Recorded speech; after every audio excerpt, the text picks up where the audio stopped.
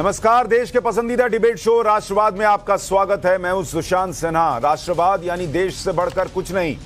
राष्ट्रवाद में आज बात उस कानून की जिसे हिंदुओं का एक बड़ा वर्ग हिंदू विरोधी मानता है, और अब सुप्रीम कोर्ट उस कानून की समीक्षा के लिए तैयार हो गया है। आज सुप्रीम कोर्ट में 1991 के प्लेसेस ऑफ वर्शिप एक्ट पर सुनवाई शुरू हुई और कोर्ट इसकी कानूनी वैधता चेक करने के लिए सहमत भी हो गया। 1991 के प्लेसेस ऑफ वर्शिप एक्ट के खिलाफ सुप्रीम कोर्ट में कई याचिकाएं दायर की गई थी।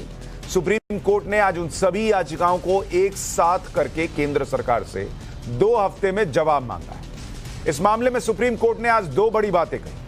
पहली बात, 11 अक्टूबर को इस पर अगली सुनवाई होगी। केंद्र सरकार 2 हफ्ते में जवाब दे, वो बताए कि इस कानून पर उसकी राय क्या है। दूसरी बात, काशी में ज्ञानवापी और मथुरा में श्री कृष्ण जन्मस्थान का जो मामला चल रहा है उस पर रोक नहीं लगेगी। सुप्रीम कोर्ट का आज का फैसला मुस्लिम संगठनों के लिए बड़ा झटका है। जमीयत उलमाए हिंद और all India Muslim personal law board ने सुप्रीम कोर्ट से मांग की थी कि इस याचिका पर सुनवाई न की जाए, इस याचिका को सीधे खारिज ही कर दिया जाए, लेकिन ऐसा हुआ नहीं। मुस्लिम संगठनों ने यह भी मांग की थी कि इस याचिका पर किसी को नोटिस भी ना भेजें। मुस्लिम संगठनों ने कोर्ट से यह तक कह दिया था कि अगर सुप्रीम कोर्ट इसमें नोटिस जारी करती है तो मुसलमानों के मन में डर पैदा हो जाएगा।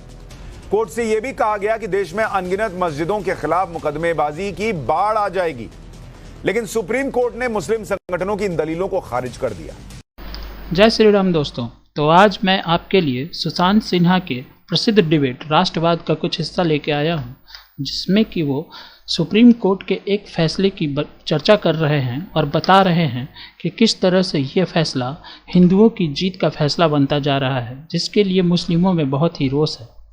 ये आपको तो याद ही होगा कि ज्ञानवापी मस्जिद का मुद्दा कितना गर्म था और किस तरह से मुस्लिम पक्ष 1991 के रूल का हवाला देकर कोई भी सुनवाई नहीं चाहते थे। लेकिन जब इसी रूल को सुप्रीम कोर्ट में चैलेंज किया गया तो सुप्रीम कोर्ट ने इसको एक्सेप्ट कर लिया है और इसके बारे में सुनवाई की जाएगी। साथ ही साथ केंद्र सरकार से सुप्रीम कोर्ट ने इस पर जवाब मांगा है कि उसका सुझाव क्या है या वह इसके बारे में क्या चाहता है। मुस्लिम पक्ष इस बात को लेकर बहुत ही ज़्यादा चिंतित है, क्योंकि उसे डर है कि ट्रिपल तलाक की तरह कहीं इसे भी बीजेपी की गवर्नमेंट अपने पक्ष में या धर्म के पक्ष में ना कर दे, और जिससे कि वो डरे हुए हैं और उन्हें पता है कि यह उनके लिए बहुत ही नुकसानदेह साबित होगा। तो चलिए इस डिबेट को देखते हैं और थोड़ा जानकारी लेते हैं। धन्यवाद। कि अगर इस देश में कसाब जैसा आतंकी, उसका केस जो है वो चल सकता है बिना ये सोचे कि अरे कितने लाखों करोड़ों कोई केस पेंडिंग है। अगर किसी आतंकवादी की फांसी रोकने के लिए रात में अदालतें खुलवाई जा सकती हैं, तो इस देश में अगर 100 करोड़ हिंदुओं के 20-25 हजार मंदिरों के केस हैं, वो अदालत में बहस के लिए क्यों नहीं जा सकते? जो वैलिड होगा वो होगा, जो कोर्ट बोलेगा कि नहीं ये तो गलत है वो खत्म हो जाएगा। करेक्ट। देखिए सुशांत भाई, कसाब का केस आधी रात को सुप्रीम कोर्ट और दीगर कोर्ट्स का चलना, यही तो हमारे मुल्क का कानून है। उसको पूरी लिबर्टी दी जाती है किसी भी मुलजिम को कि आप अपना केस लड़ें। यहाँ तक कि आपके पास वकील नहीं है, आप सरकार से मांगे, सरकार आपको वकील देगी। पूरी इस बात की आज़ादी है। और ये भी कानून, ये भी है, सुप्रीम कोर्ट के वर्जन है बहुत सारी जगह कि एक भी बेगुनाह फंसना नहीं चाहिए, चाहे उसके चलते 99 गुनाहगार छोड़ना पड़े। ये सारी चीजें बेनिफिट ऑफ डाउट। अरे पर यही हिंदुओं के लिए भी तो होना चाहिए ना सर। किसको दिया जाता है? उसको जाने दीजिए, कोर्ट अगर नहीं वैलिड होगा कोर्ट खारिज कर देगा। मैं इसे साहब, मैं यही तो कह रहा हूं। अरे साहब, जाने पे तो कौन इनको रोक सकता? चले तो 91 का एक्ट रोक देता है सर। कार देखिए ना।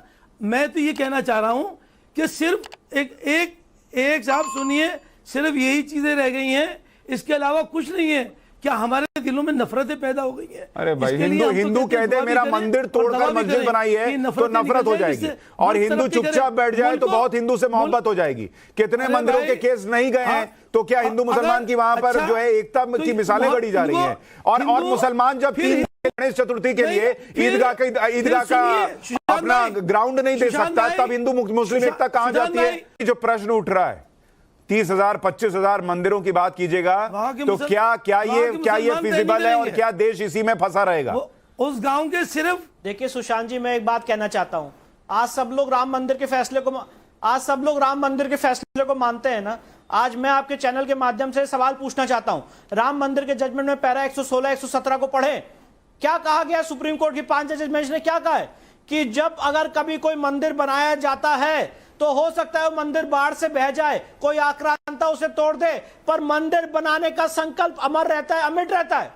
अगर आप हिंदू लॉ को कोई वैल्यू क्यों नहीं देते हैं? इस देश में हिंदू लॉ को वैल्यू कब दी जाएगी? सिर्फ वक्फ एक्ट को वैल्यू दी जाएगी, सिर्फ कुरानी लॉ को वैल्यू दी जाएगी। अगर मेरे मंदिर को तोड़ के मस्जिद बनाया गया है तो मेरा राइट क्यों नहीं है उसको रेस्टोर करने का? ये कौन से आंकड़े 25,000 के 30,000 के जिसको देख के डराया जा रहा है और जिसको देख के बताया जा रहा है देश में भय का माहौल तैयार हो जाएगा? अरे भाई, अगर आपने मेरा मंदिर तोड़ा है तो यह भय का माहौल है।